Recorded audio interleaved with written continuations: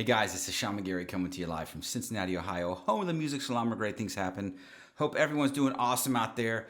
Got a fun little lesson today, man. We're going to talk about how to build a epic melodic guitar solo. So, epic, we could think of a lot of different things. Maybe memorable. I don't know. We'll think of something to call it cool here. But the idea is how to build a melodic solo, okay, with some just basic, simple ideas. So let's dive right into it today, man. Took a pretty common melodic chord progression, C sharp minor, A major, E major, B major. Right, million songs, sounds great, easy to solo over. And I like this key because you're in C sharp minor or E major. It's one of my favorite ones to just kind of jam over. And let's talk about some ideas. So, when you're playing this, you're telling a story, okay? So what I wanted to do was that little intro thing that you saw in the beginning, that little solo, was me, and there's a couple mistakes in there, and I like to leave mistakes in because it's part of, I make them all the time, so I'd be real busy editing if I didn't leave them in there. But in all seriousness, man, that's part of the human spirit of playing music is the mistakes. And so I think, it doesn't have to be flawless to be on YouTube or anything like that. This is not an instructional video that's going to be sold around the world or a release. These are just little videos I'm putting on here to show you guys how to play some stuff. So anyway, not perfect, but my idea was, okay, I'm going to use these concepts and see if I can do it. And I did it one take. Not that it was anything amazing, but just to show you guys how to come up with a solo. So okay, I got the track. Okay, and then I was going to build a solo off it. My first idea was, okay, I'm just going to start off with a little bend to introduce something. Just introduce myself. Okay, that's kind of what you're doing. So when you're doing a solo, you're introducing yourself, right? You're going.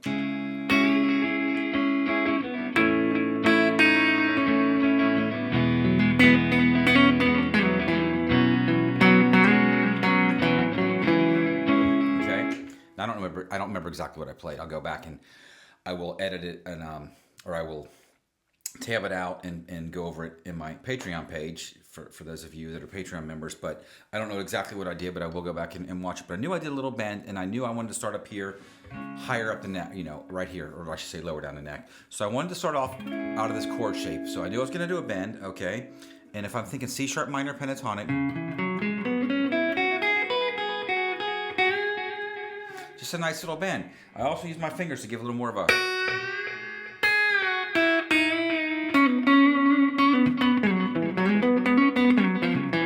That's another idea too, is like maybe start with your fingers, go back and forth to give a little variation in the sound. Okay.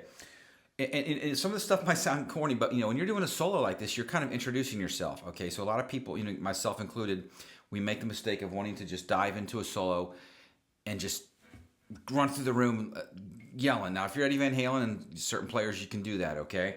I'm certainly not. And it's like I said, so you're walking into a room, you're saying, hey, here's me, here's a couple sentences of who I am, and you start telling your story, and that's kind of what you're doing. So here's my introduction.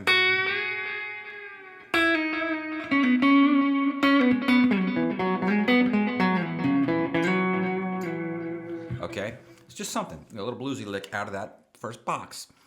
Now the next thing is you want to start to establish yourself, and this is something I do practice and preach, preach and practice a lot, is melodies and motifs. This is the most important thing you can add to your playing.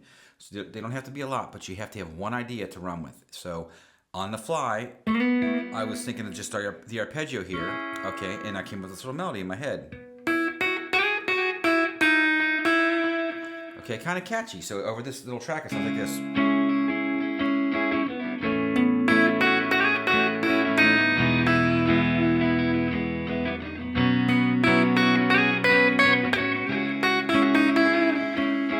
So the idea here is you introduce a little motif or melody. I resolved on the root note E major, and then I just do a little harmonic or open string thing. Take advantage of the key. You got a lot of open string ideas. Okay, so that was the next idea, just a little motif. And then I'm always talking about A and B lines. So the motif or the melody. Okay, then the second time around, I wanted to just vary it a little bit. So then I went. So you just add a couple notes to it and then little slurs. And you can think of a couple things here. You could think, okay, well, here's my, if you're looking at caged or just your triads, whatever you want to think of, we're in C sharp minor. So there's your C sharp minor, there's your E major, there's all your riffs. I'm not going to get too crazy into that today. I go over this all the time. Now, the next idea was to take this motif or this melody up to the next octave. And there's a couple reasons why. So one, it's kind of just a cool sound, but you're going to keep repeating it. And one of my favorite players I talk about a lot on this channel is John Frusciante from the Red Hot Chili Peppers. He does this a lot, man. He'll develop an idea. Let me give you an example here real quick. So switching keys here just for a second, totally direction. But he would take something like this. He would go.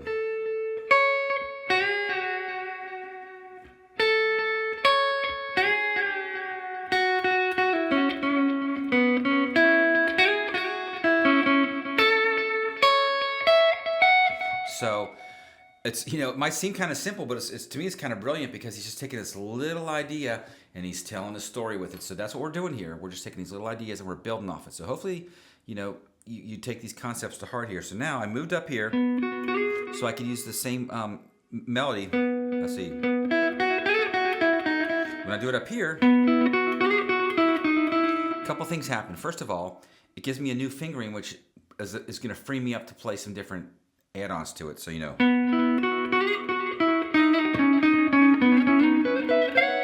might start throwing some thirds in, so there's all kinds of stuff you can start doing when you have a new fingering of the same melody or same notes.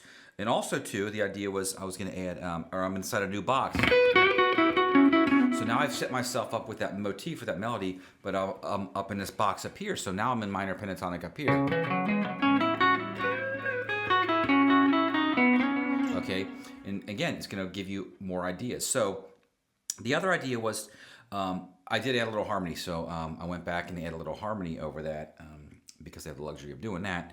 And I made a couple mistakes in that little intro solo, which is fine. I'll leave them in here. I don't care about that. But I did go back and play the harmony. Now, the idea that was, though, is you can play the harmony by yourself. So if I go like this. Let's try this again. Hold on. Let's see. Where am I at here? Okay.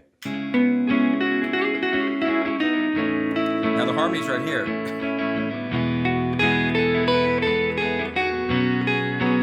Right? So melody. Now repeat the harmony.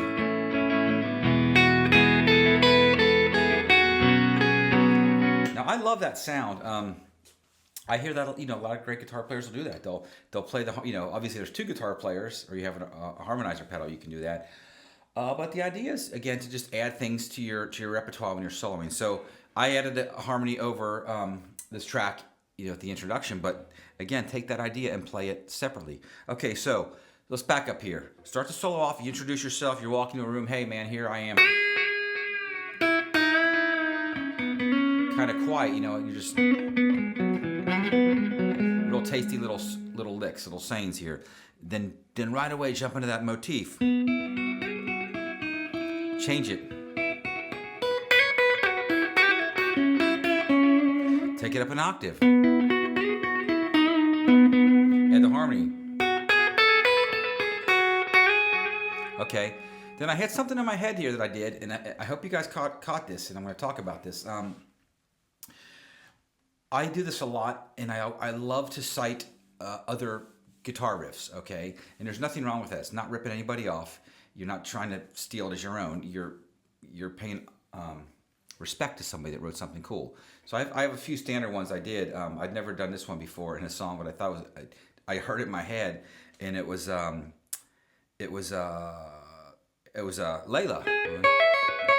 Right, so I heard that in my head, but so while I'm hearing that though, okay, well I bought a little bit of time, so I did the melody, and now I'm up here in my pentatonic box, so I did like a little classic band, kind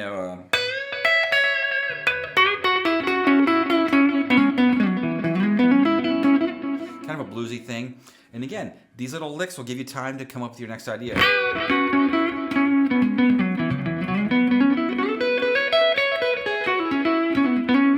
So I'm doing that in my head. I'm thinking of this. Let me see if I get the timing right here. Let's see.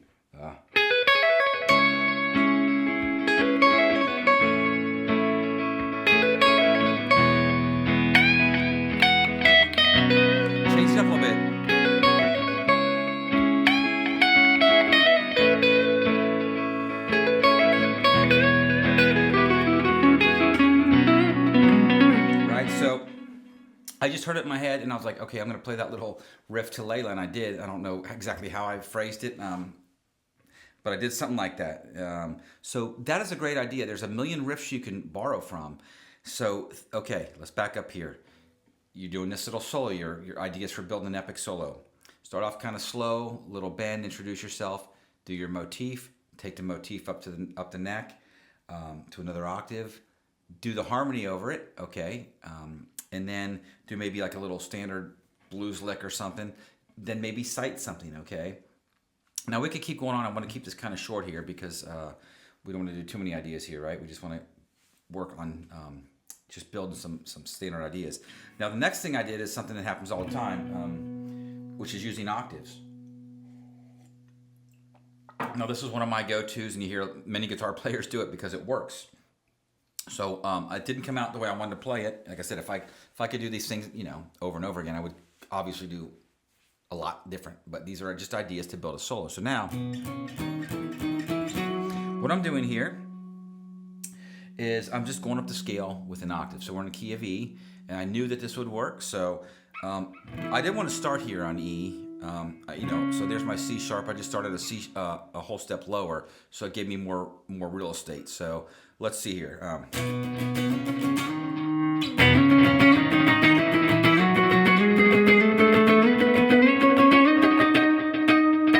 went all the way up. You know what I mean?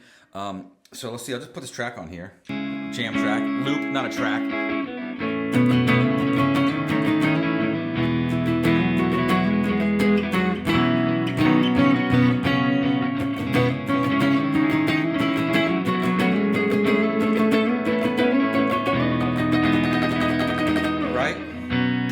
Any combination of those octaves you play will sound good. So maybe just go up and back, and that's, to me, that's usually toward the end of a solo, or like you're just building to the next part, okay? So a lot of times I'll do that if we're really gonna start ramping it up, but we're not doing that. So then we're coming to our close. I was like, okay, we better end this thing before too long here.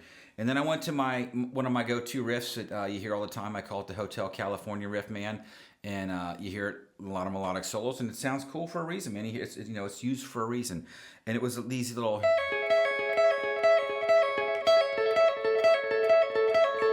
Oh.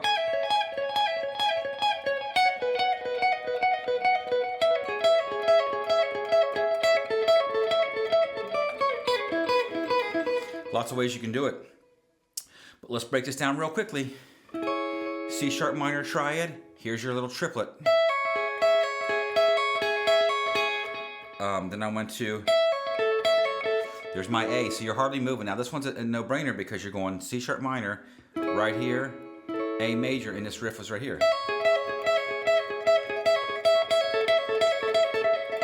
So just practice that, check it out. You can pick every note, you can pull off's a little easier, obviously.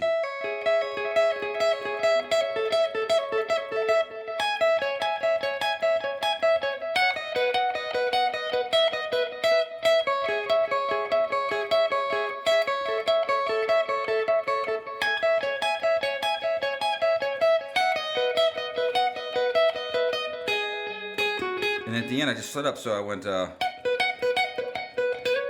just resolve it. So that's it. I'm going to break this down, like I said, on my Patreon page. I will go back and learn what I did note for note and break it down, putting some tabs here with the backing track, with the full band. But I just want to give a little rundown of some ideas for coming up with a melodic solo. And I hope this helps because these are little concepts you can use right now. You know, put a loop on, backing track, find a random one here on YouTube and in a different key, and put these concepts to use. So I hope you guys got something out of this. I did, and thank you for watching so much, as always. I appreciate it. Hit the like button if you dug this video. Don't forget to subscribe to the channel, and we'll see you very soon. Thanks, guys.